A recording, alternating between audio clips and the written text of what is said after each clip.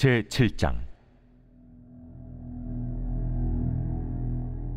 내가 이스라엘을 치료하려 할 때에 에브라임의 죄와 사마리아의 악이 드러나도다. 그들은 거짓을 행하며 안으로 들어가 도둑질하고 밖으로 떼지어 노략질하며 내가 모든 악을 기억하였음을 그들이 마음에 생각하지 아니하거니와 이제 그들의 행위가 그들을 애워싸고 내 얼굴 앞에 있도다. 그들이 그 악으로 왕을 그 거짓말로 지도자들을 기쁘게 하도다. 그들은 다 간음하는 자라 과자 만드는 자에 의해 달궈진 화덕과 같도다. 그가 반죽을 뭉침으로 바르되기까지만 불일으키기를 그칠 뿐이니라. 우리 왕의 날에 지도자들은 술의 뜨거움으로 병이 나며 왕은 오만한 자들과 더불어 악수하는도다. 그들이 가까이 올 때에 그들의 마음은 간교하여 화덕 같으니 그들의 분노는 밤새도록 차고 아침에 피우는 불꽃 같도다. 그들이 다 화덕같이 뜨거워져서 그 재판장들을 삼키며 그들의 왕들을 다 엎드러지게 하며 그들 중에는 내게 부르짖는 자가 하나도 없도다. 에브라임이 여러 민족 가운데 혼합되니 그는 곧 뒤집지 않은 전병이로다. 이방인들이 그의 힘을 삼켰으나 알지 못하고 백발이 무성할지라도 알지 못하는도다. 이스라엘의 교만은 그 얼굴에 드러났나니 그들이 이 모든 일을 당하여도 그들의 하나님 여호와께로 돌아오지 아니하며 구하지 아니하도다. 에브라임은 어리석은 비둘기같이 지혜가 없어서 애굽을 향하여 부르짖으며 아수르로 가는도다. 그들이 갈 때에 내가 나의 그물을 그 위에 쳐서 공중의 새처럼 떨어뜨리고 전에 그 회중에 들려준 대로 그들을 징계하리라. 화 있을진저 그들이 나를 떠나 그릇 같음이니라. 패망할진저 그들이 내게 범죄하였음이니라. 내가 그들을 건져주려 하나 그들이 나를 거슬러 거짓을 말하고 성심으로 나를 부르지 아니하였으며 오직 침상에서 슬피 부르짖으며 곡식과 새 포도주로 말미암아 모이며 나를 거역하는도다. 내가 그들 팔을 연습시켜 힘있게 하였으나 그들은 내게 대하여 악을 꾀하는도다. 그들은 돌아오나 높으신 자에게로 돌아오지 아니하니 속이는 활과 같으며 그들의 지도자들은 그 혀의 거친 말로 말미암아 칼에 엎드러지리니 이것이 애굽 땅에서 조롱거리가 되리라.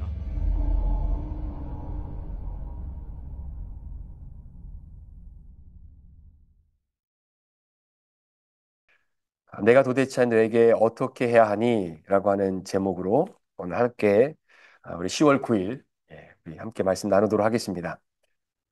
이렇게 아이를 양육하고 기르다 보면 아이들이 가지고 있는 특징 두 가지가 있습니다. 그 중에 첫 번째 특징은 애들은 연약하다라는 것이죠. 애들 자체는 굉장히 연약하다라는 절대 변하지 않는 한 가지 특징이 있고 또 한 가지의 특징은 아이들은 본인들이 잘못한 것을 스스로 내가 잘못했습니다라고 거의 잘 말하지 않는다라는 겁니다. 물론 갓난아이고 좀 어릴 때가 되면 뭐 아무런 생각 없이 그냥 내가 잘못한 거 엄마가 잘못했다고 얘기해. 그러면은 뭐 잘못했다고 얘기를 하는 때도 있겠죠. 그런데 이제 조금씩 본인들이 스스로 생각을 좀 할 때가 될 그런 나이가 되면 본인이 잘못하고 또 했던 내용들을 부모님에게 와서 내가 그냥 먼저 잘못했다라고 말하는 거 그렇게 쉽지가 않은 것 같습니다. 그래서 나중에 부모님들이 자녀들에게 분명히 아이들이 잘못한 걸 스스로 깨닫게 해주기 위해서 여러 가지 상황들을 조성하고 또 대화를 통해서 그것을 고백하게끔 나름대로 훈육도 하고 교육을 하지만 그렇게 이야기하면 부모님에게 더 많이 혼날 것 같아서 본인이 했던 그러한 잘못들, 실수들을 그렇게 고백하지 않고 넘어갈 때가 상당히 많이 있습니다. 오늘 1절부터 16절까지의 이 말씀을 함께 묵상을 하는 가운데에 바로 지금 북이스라엘 백성들의 이 영적인 상황이 바로 그와 같은 상황과 좀 동일하구나라고 하는 것입니다. 마치 부모가 아이에게 모든 것들을 열어주고 네가 미안합니다. 잘못했습니다.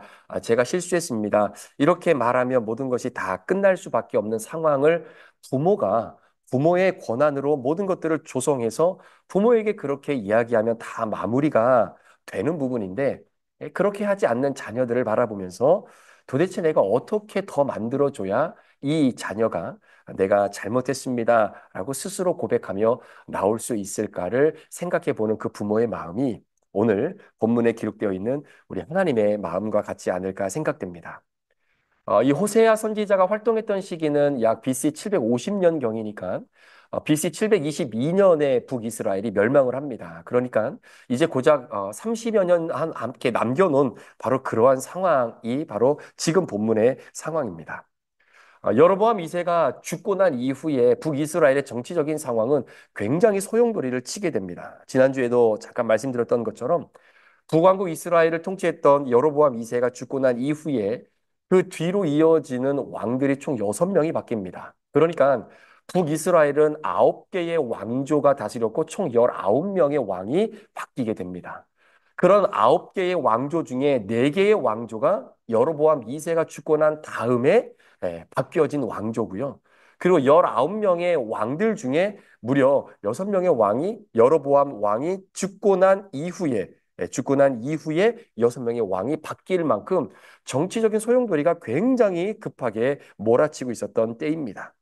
예를 들면 그의 아들이었던 스가랴는 6개월밖에 통치를 못하고 그리고 그의 손자였던 살룸은 1개월, 무나임은 10년, 부가이아는 2년, 베가라고 하는 왕은 20년을 좀 통치했지만 마지막 호세아 왕이 9년 동안 이 북왕국 이스라엘을 통치하는 이 마지막까지 이 북이스라엘의 정치적인 이 성향은 굉장히 피비린내가 나는 바로 그러한 상황이었다라는 것이죠. 그런데 더 안타까운 것은 북왕국 이 여로보암 2세가 죽고 난 이후에 6명의 왕이 바뀌는데 그 중에 이 베가라고 하는 이 왕만 그냥 나이가 차서 자연사로 세상을 떠난 거지 나머지 왕들은 다 암살당하고 살해당해서 정권이 바뀌어지는 그런 소용돌이 속으로 치닫게 되는 것을 보게 됩니다. 특별히 자연사를 했던 베가라고 하는 왕, 이 왕은 북왕국을 통치하면서 이 수리아라고 보통 이야기하죠. 성경에서는. 근데 아람이라고 하는 이 나라와 함께 연합을 해서 이 아수르를 공격하기도 하고 또 심지어는 남유다와 함께 전쟁을 일으켜서 나름대로 그 정치적인 소용돌이 속에서 나름대로 살아가려고 애를 쓰고 여러 가지 노력을 하지만 결국은 그 모든 것들이 물거품이 되어지는 것을 보게 됩니다. 그렇기 때문에 여로보암 2세가 죽고 난 이후에 북왕국 이스라엘의 상태는 굉장히 정치적으로도 그렇고 그 정치적인 영향으로 인해서 그럴지 모르겠지만 영적으로도 굉장히 타락한 바로 그러한 시대를 이제는 가게 되는 것이죠. 자, 그러한 모습. 이제는 더 이상 돌이킬 수 없을 만큼 타락하고 점점 더 하나님과 멀어져 가고 있는 이스라엘 백성들을 바라보면서 하나님은 마치 호세아가 고멜에 그 다리를 붙잡고 나가지 말고 나랑 함께 있자고 다른 남자 만나지 말고 나도 다른 여자 안 만날 테니까 우리 함께 이 가정을 믿음으로 지켜가자고 그렇게 애걸하고 그렇게 붙잡고 그렇게 비굴하게 그 사랑을 고백하고 있었던 호세아의 모습처럼 하나님은 이스라엘 백성들에게 오늘 1절 말씀에 내가 그들을 다시 치료하려고 한다. 치료한다라고 하는 말은 다시 시작한다라는 이야기입니다.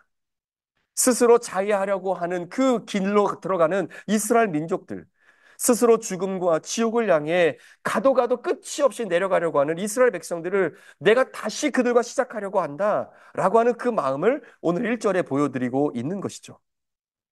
에브라임의 죄와 사마리아의 악이 드러난다고 합니다. 여러분, 참고로 북왕국 이스라엘과 남왕국 유다로 나뉘어질 때에 북쪽은 10개의 지파와 남쪽은 2개의 지파가 갔죠. 그런데 남쪽은 유다와 베냐민 지파가 이제 차지하게 됩니다. 그런데 사실 이 베냐민 지파는 인원이 얼마 되지 않기 때문에 이 남유다의 이 유다 지파에 거의 예속되어져 살아갈 수밖에 없는 상황이었죠. 그래서 남유다를 대표할 때 2개의 지파가 내려갔지만 대표성을 띠고 남유다, 이 유다는 바로 이 남유다를 이야기하는 바로 그렇게 명칭이 설정이 되는 겁니다. 자, 그러면 마찬가지로 북왕국 이스라엘은 10개의 지파가 들어가게 되는데 그 10개의 지파 중에 대표성을 띠는 지파가 에브라임 지파입니다. 그래서 에브라임아라고 하는 성경의 표현은 북이스라엘을 통칭적으로 이야기하는 표현이고 그 북이스라엘의 수도가 바로 사마리아죠. 그러니까 1절 말씀에 에브라임의 죄와 사마리아의 악이 드러났다라는 것은 통칭적으로 이야기하면 북왕국 이스라엘의 죄가 완전히 만연하게 드러났다라고 하는 바로 그런 표현이기도 합니다. 이러한 북이스라엘을 다시 치료하고 다시 시작하려고 하는 그런 하나님의 마음을 비춰줍니다. 그런데 이전의 말씀에 내가 모든 것을 기억하고 있으면 이들의 마음에 생각지 아니함이라.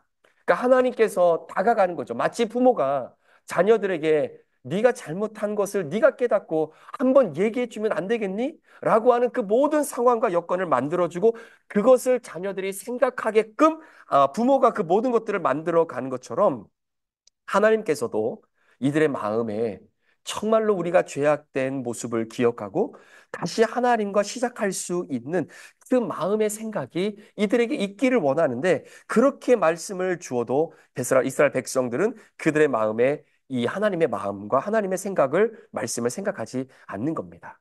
그러니까 마치 양심에 화인 맞은 자처럼 말이죠. 자, 2절 말씀에 그들의 마음에 생각하지 않는다. 이 표현이 이스라엘 백성들의 영적인 상황을 그대로 보여준 것이고 그것이 오늘 저와 여러분들의 영적인 상황들을 때로는 점검하는 하나의 툴이 될 수 있는 것입니다. 그들의 마음에 생각지 않는다. 여러분, 이게 무슨 의미일까요? 왜 그들의 마음에 생각이 없느냐라는 겁니다. 여러분, 생각이 없다라는 것은 내 안에 언어가 없다라는 이야기입니다. 내 안에 언어가 없다라는 것이죠. 즉 하나님의 말씀이 이스라엘 백성들이 없기 때문에 100% 말씀을 놓치기 때문에 마음에 말씀이 없는 거예요. 말씀이 없으면 생각이 없습니다. 언어학자들은 말하기를 우리의 생각은 언어의 집단이다 이렇게 이야기합니다. 그러니까 우리가 생각이 없다라는 것은 언어가 없다라는 것이고 언어가 없다라는 것은 그냥 생각 없이 살아간다라고 이렇게 말해도 틀리지 않는다라는 거죠. 그래서 언어를 우리의 존재의 집단이다 이렇게 이야기합니다. 하나님의 말씀은 언어입니다. 언어가 없으면 하나님의 말씀을 생각하는 자체가 불가능하다라는 것이죠. 따라서 하나님의 말씀이 내게 있어야 오늘 내게 주어지는 상황이 해석되고 생각되어지고 내 상황을 분별할 수 있다라는 겁니다. 그러니까 이스라엘 백성들의 마음속에 하나님의 말씀이 놓쳐지고 없으니까 생각 자체가 들어오지 않는다라는 거죠. 언어학자들은 말하기는 일반 사람들은 한 900단어 정도를 가지고 생활한다고 하고 그리스도인들은 한 12,000단어 정도 가지고 살아간다라고 합니다. 그러니까 그 사람의 언어를 통해서 그 사람이 지금 무엇을 생각하고 무엇을 가슴에 품고 살아가는지를 명확히 알 수 있다라는 겁니다. 여러분 생각하지 않으면 그 말은 그 말씀이 내 안에 들어와 있지 않으면 죄가 내 안에 들어와도 이걸 분별해 낼 수 있지 못한다라는 거예요. 그래서 북이스라엘 백성들의 현상이 하나님의 말씀이 없으니까 생각이 없잖아요. 그 생각이 없는 생각 속에 음란과 교만과 욕심과 살인이 가득 차고 이 죄악들이 아주 팽배하게 후끈 달아오른 그 모습이 뜨겁게 달구어진 화덕과도 같다라고 오늘 호세아 선지자는 우리에게 표현해주고 있는 것입니다. 하나님의 품을 떠난 이스라엘 왕들의 최후 어떻게 보면 겉으로 볼 때, 밖에서 볼 때는 나름대로 자신들의 정권을 차지하기 위해서 열심을 가지고 뭐 반란을 일으키고 뭐 암살을 하고 쿠데타를 일으키는 이런 모든 것들이 뭔가 자신의 욕구를 채우기 위한 열정과 열심인 것처럼 보이지만 이런 모든 현상을 그렇게 정치적인 것으로 해석하는 것이 이스라엘 백성들의 마음에 생각이 없기 때문에 그렇습니다. 그것이 저 왕이 진짜 이 북이스라엘을 어떻게든 잘 만들어 보기 위한 하나의 어떤 열심을 표현하기 위한 쿠데타고 이게 암살, 이게 아니라 여러분 하나님의 심판이고 그게 하나님의 징계였다라는 거죠. 이걸 판단하지 못하는 겁니다. 마음에 생각이 없기 때문에 그런 거예요. 결국은 그들의 마음속에 하나님의 말씀을 100% 놓치고 살아가는 백성들이 되었기 때문입니다. 여러분 우리의 삶을 한번 보십시오. 그런 이스라엘 백성들을 향해 하나님이 치료하기를 원하는 겁니다.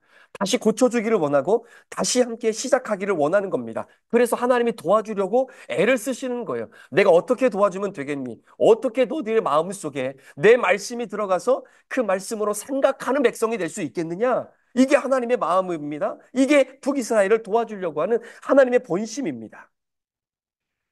마찬가지로 우리의 삶에 하나님께서 다가오셔서 어떻게 하면 내가 너를 도와줄 수 있겠니?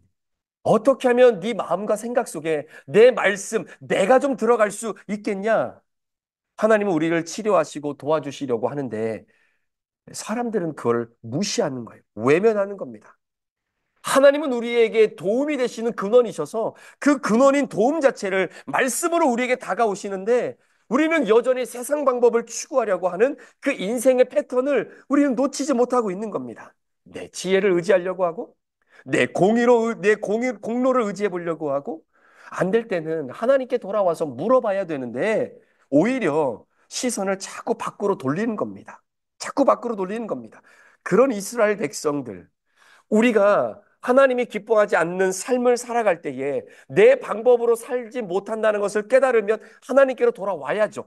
그래서 여호와께 돌아가자라고 이야기하는데 이스라엘 백성들은 이제는 돌아와야 되는데 안 돌아오고 그냥 그대로 있는 거죠. 그게 오늘 8절 말씀에 뒤집지 않는 전병이라고 표현하는 겁니다. 여러분, 전병은 이렇게 화덕에 굽다 보면 한쪽이 다 익어가면 이걸 뒤집어야 되잖아요. 뒤집어서 다른 한 면도 잘 있게끔 하나님이 돌아오라고 이야기하는데 뒤집지 않는 전병처럼 그냥 그대로 내버려 두는 겁니다. 그러면 어떻게 되겠어요? 한쪽이 다 타버리는 거 아닙니까? 그럼 못 먹는 거예요. 그냥 버려야 되는 겁니다.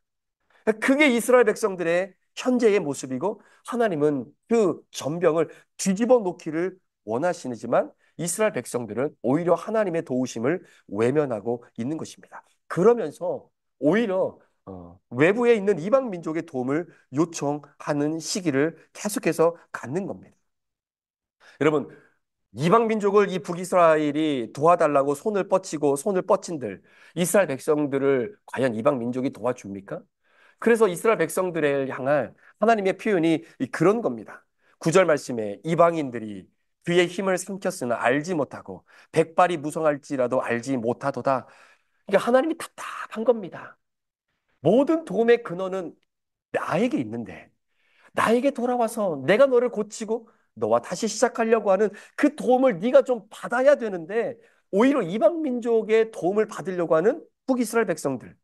그래서 애굽을 의지합니다. 아수르를 의지합니다. 그런데 이들이 진짜 북이스라엘을 도와주냐라는 거예요. 오히려 그들은 북이스라엘 백성들의 피를 빨아먹습니다. 그런데 그렇게 피를 빨아먹고 있는 이방 민족을 의지하고 있는 북이스라엘 백성들이 그걸 몰라요. 모르고 있습니다. 자신들의 힘을 오히려 뺏어가고 북왕국 이스라엘을 삼키려고 하는 이방 민족의 의도를 모르고 있어요. 그게 백발이 되고 백발이 무성할 정도가 되었는데도 그걸 모르고 있다라고 하는 바로 그 표현이 오늘 구절의 말씀이죠. 북이스라엘의 가장 마지막 왕이었던 호세아 왕이 결국은 아수르를 대적하기 위해서 애굽과 손을 잡습니다. 근데 애굽과 손을 잡지만 결국은 애굽이 북이스라엘을 도와주느냐? 결국 도와주지 않죠. 조공방 받고 소위 먹튀를 하는 겁니다. 그래서 결국은 아수르의 멸망을 당하게 됩니다. 무나헬이라고 하는 이 왕도 20년을 통치했지만 이 무나헬이라고 하는 왕도 1천만 달란트를 준비해서 아수르에게 조공을 바쳐요. 그래서 그들의 힘을 의지하고 그들에게 도움을 좀 얻으려고 나름대로 애를 쓰지만 결국은 아수르에 의해서 멸망을 당하게 되는 것을 보게 됩니다. 세상의 지혜는 세상의 세력은 우리를 집어삼키고자 하는 것이 절대로 그들의 목적이지 우리를 도와주지 않는다라는 것이죠. 자, 이런 이스라엘 백성들의 모습이 혹시 저의 모습이고 우리들의 모습이 아닌가라는 생각을 해보게 됩니다. 그래서 오늘 말씀을 좀 우리가 준비하면서 두 가지를 좀 생각해 봤으면 좋겠습니다. 첫 번째는 하나님께서 우리를 향해 내가 너에게 어떻게 해야 되겠느냐. 북이스라엘 백성들이 이렇게까지 영적으로 타락하고 영적으로 무감각해진 양심에 화인 맞은 자가 되어지는 가장 근본적인 이유는 하나님의 말씀이 그들의 심령 속에 존재하지 않기 때문입니다. 여러분, 우리가 쓰는 언어가 그 사람이 뭘 생각하고 어떤 가치관을 가지고 살아가는지 여러분 알잖아요. 저도 그래요. 이렇게 대화를 하다 보면 그 상대방의 대화에 그가 쓰는 언어가 어떤 언어인지가 들려지면 아, 이 사람이 대충 어떤 생각과 어떠한 가치관을 가지고 살아가는 사람이고 아, 진짜 이분은 그리스도인이구나. 아, 이분은 진짜 교회만 다니는 사람이구나. 이게 어느 정도 느껴질 수 있는 게 뭐냐면 그 사람이 사용하는 언어, 그 언어가 그 사람의 생각을 지배하는 것입니다. 하나님의 말씀이 우리 안에 차곡차곡 쌓여지게 될 때에 우리의 언어 속에는 하나님의 말씀이 나오는 거예요. 그래서 여러분 이렇게 보면요. 주일날도 이렇게 예배를 마치고 테이블에 내려가서 밥을 먹잖아요. 그러면 밥을 먹을 때 우리가 하는 이야기가 그분들의 일주일의 삶이 어떻게 살았는지를 그대로 보여주는 겁니다. 하나님의 말씀이 여러분의 심령 속에 차여져서 그 말씀이 여러분의 생각으로 표현되어지는 여러분의 언어가 되는 축복이 오늘 하루 가운데 있기를 주의 이름으로 축복합니다. 여러분의 입술이 벌려질 때마다 하나님께서 내가 너희가 어떻게 해줘야 되느냐, 내가 너를 어떻게 다시 치료하고 너를 어떻게 다시 내가 이끌어야 되느냐라고 하나님이 말씀하실 때 여러분의 마음 속에 하나님의 말씀이 자리 잡음으로 그 말씀으로 여러분들의 언어가 표현되어져서 하나님과 함께 대화할 수 있는 그런 하루가 되기를 소망합니다. 두 번째는 이런 타락한 이스라엘 백성들. 여러분, 어, 우리가 어떤 영화를 볼 때요, 이 영화가 참 재밌는 영화인데, 이 영화가 어떻게 볼 때, 그러니까 이 영화가 재미없다라고 느껴질 때가 있습니다. 그게 언제냐면요, 결말을 알고 볼 때는 영화가 재미가 없어요. 그러니까 어떤 스릴 있고 굉장히 이렇게 박진감 넘치는 그런 영화인데 그 영화를 보고 이미 결론을 알고 영화를 보잖아요. 그러면 별로 재미가 없습니다. 그렇죠? 그런데 여러분, 어, 결말을 알고 영화를 보면 물론 재미는 없을지는 모르겠지만 좋은 점이 하나가 있습니다. 그게 뭐냐면 결말을 알지 못하고 봤을 때는 금방금방 스쳐 지나갔던 그 씬과 그 장면들이 결과를 알고 볼 때는 아, 이 장면이 이 결과를 가져오기 위해서 그래서 여기서 이런 이 스토리가 있었고 그래서 여기서 이러한 장치가 있었고 이 결과를 도출해내기 위해서 그래서 여기서 이 주인공이 이 사람과 이런 대화를 했던 것이구나 라는 것을 알게 될 경우가 있다라는 겁니다. 그러니까 이 호세아의 말씀을 통해서 우리가 깨달아야 될 것이 뭐냐면 하나님께서는 이스라엘 백성들을 절대로 포기하지 않는다라는 거예요. 그러니까 하나님이 이스라엘 백성들이 이렇게 타락한 자들 아니 그냥 내치고 다시 새로운 백성을 선택하셔서 하나님의 그 뜻을 이루어 나갈 수 있는 능력이 하나님에게도 있는데 왜 굳이 하나님이 비굴하게 이렇게까지 이스라엘 백성들에게 매달리면서 아니 저와 여러분들에게 매달리면서 야 세상 의지하지 말고 물질 의지하지 말고 네 지식 의지하지 말고 네 지혜 의지하지 말고 공로 의지하지 말고 앗술 의지하지 말고 애굽 의지하지 말고 네 마음속에 하나님의 말씀 채워 큐티를 통해 말씀을 채워 넣어 그러면 힘들고 어려울 때 고난 속에 있을 때 그 차여져 있는 말씀 내가 생각나게 해주어서 그 언어가 하나님의 말씀의 언어로 나올 수 있도록 내가 너를 도와줄게 내가 너를 치료해 줄게 호세아 선지자는 이스라엘 백성들을 계속해서 영적인 각성을 주는 겁니다. 그 말은 하나님이 이스라엘 백성을 그렇게 만들겠다라는 거예요. 그게 결론입니다. 호세아서 14장에 들어가면 하나님의 진노가 여호와의 진노가 떠나가요. 하나님이 이스라엘 백성들을 다시금 회복시키는 하나님의 그 승리의 사랑의 결과가 기록되어져 있다는 겁니다. 거기를 향해 우리는 지금 딱 7장 중반전에 왔잖아요. 그러니까 우리는 마지막을 알고 이 말씀을 보고 있는 겁니다. 여러분, 말씀을 알고 이 말씀을 본다라고 하는 개념은 그냥 성경적 지식으로 이게 어떻게 결과가 나올 것이다라는 것을 알고 있다라는 의미가 아니라 우리 인생이 그렇게 된다라는 거예요. 하나님은 절대로 포기하지 않습니다. 하나님이 구원한 백성은 하나님이 어떻게 해서라도 끌고 가는 거예요. 때로는 하나님이 비굴하게 무릎 꿇고 제발 떠나지 말라라고 그 마음을 붙잡아서라도 하나님이 끌고 가시는 겁니다. 그게 호세아의 내용 아니겠습니까? 그걸 우리는 알고 가는 거예요. 그렇기 때문에 영화의 결론을 우리는 다 알고 영화를 본다라는 것이죠. 그렇기 때문에 믿는 자들의 특권은 이 결말을 하나님 우리에게 주실 거기 때문에 지금 나에게 이러한 상황, 이러한 힘듦, 이러한 연약함, 이 상황을 하나님이 나에게 주셔서 나로 하여금 이겨내기를 원하고 하나님이 치료해 주시기를 다시 나랑 출발하시기를 원하시는구나. 사랑하는 여러분, 하나님은 끝까지 붙들고 가십니다. 어제 청년부 큐티 모임을 하면서 우리 청년들하고 같이 이렇게 일주일 동안 삶을 같이 나누고 함께 큐티를 펴면서 이 큐티를 통해 이 호세아 선지자를 통해 정말 내게 주시는 은혜들을 함께 나눴는데 어느 한 우리 청년이 그런 고백을 하더라고요. 목사님, 이 호세아의 말씀이 계속해서 심판의 메시지 그리고 하나님께서 이스라엘 백성들의 경고의 메시지가 계속해서 이어지고 있는데 이스라엘 백성들의 모습이 자기의 모습이라는 거예요. 그런데 문제는 나도 안다는 거죠.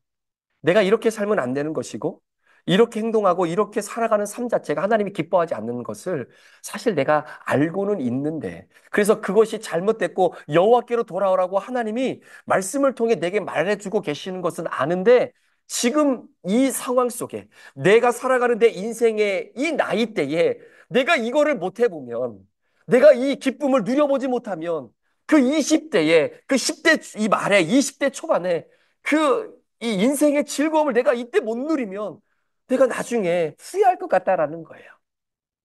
어른들이 그런 얘기 한다고 하지 않습니까? 아유, 나도 20대, 30대 때 진짜 세상 정말 즐길 거 다 즐기면서 그렇게 한번 살아봤는데 나중에 50대고 60대에서 하나님 만나고 나니까 그거 진짜 아무것도 아니고 공허한 것이더라. 어른들이 그렇게 얘기한다라는 거예요.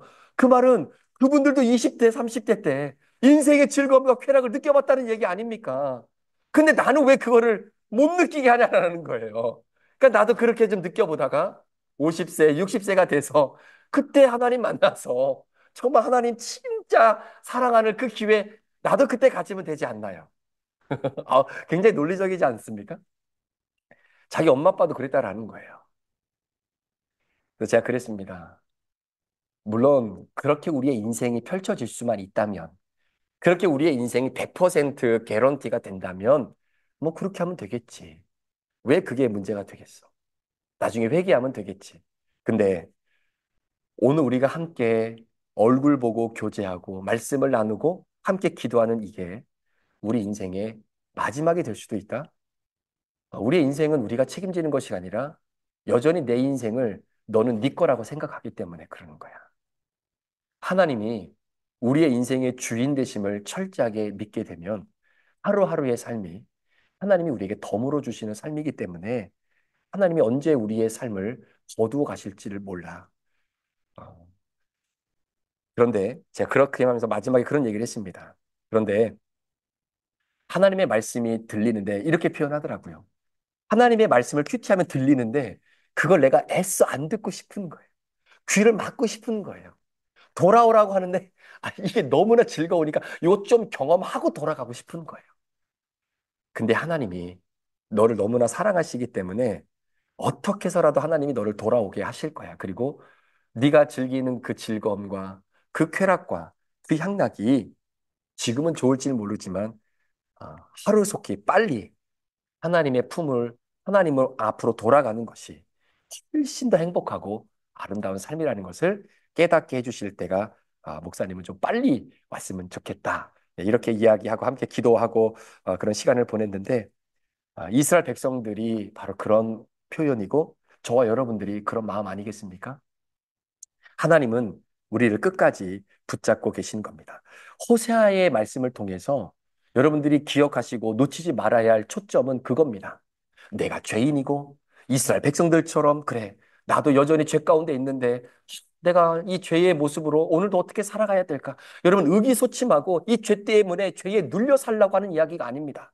제가 어린 청년들에게도 그런 얘기했어요. 죄에서 자유함을 누렸으면 좋겠다. 그러려면 죄를 드러내야 되는 거예요. 상처가 드러나야 그 드러난 상처를 싸매어 주시는 겁니다. 그래서 제가 어제도 말씀드렸던 것처럼 우리 청년들의 모임 안에 이 브릿지 모임 안에 진짜 죄에서 자유함이 무엇인지를 우리가 함께 누리고 고백하는 것. 여러분 이스라엘 백성들에게 그 기회를 하나님이 주시는 거예요. 소망하며 기도하기는 하나님이 그렇게 해서라도 놓치지 않고 그 영혼들을 끌고 가시는 그 주님의 은혜가 오늘을 살아가는 저와 여러분의 삶에 죄에 눌려 사는 것이 아니라 하나님의 죄의 자유함을 주시는 그 은총과 은혜가 저와 여러분의 삶 가운데 오늘 하루도 펼쳐진 은혜가 있기를 주의 이름으로 축복합니다. 기도하시겠습니다.